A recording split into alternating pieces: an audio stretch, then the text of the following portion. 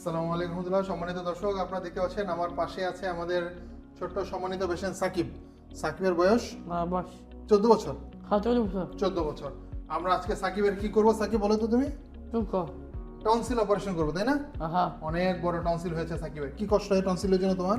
কষ্ট লাগে না খেতে কষ্ট হয় না? তোমার মা বললো, না গার্জেন তোমার আব্বা মা বললেন যে খেতে একটু কষ্ট হয় তোমার মাঝে মাঝে, হ্যাঁ ঠান্ডা লাগলেও খেতে কষ্ট হয়, তাই না?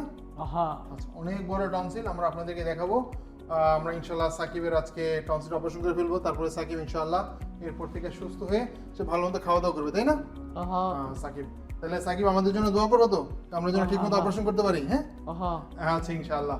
তুমি ভয় পাচ্ছ? না আচ্ছা, সাকিবের অনেক সাহস। সাকিব ইনশাল্লাহ আমাদেরকে অনেক সাহায্য করছে। সাকিব সাহস দেখাচ্ছে, অনেক সাহস আছে। আমরা ইনশাল্লাহ তাহলে শুরু করি সাকিব, না?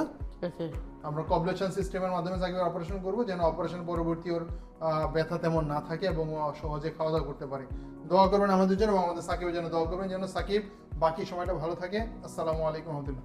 অপারেশন পরবর্তী টনসিলের জায়গাটাকে দেখতে পাচ্ছেন, কত সুন্দর, কোনো ব্লিডিং এর কোনো চিহ্ন নেই। আলহামদুলিল্লাহ, খুব চমৎকারভাবে টনসিলটা বের হয়ে এসছে এবং তার জায়গাটিও খুব সুন্দর আছে, ফসাটিও খুব সুন্দর আছে।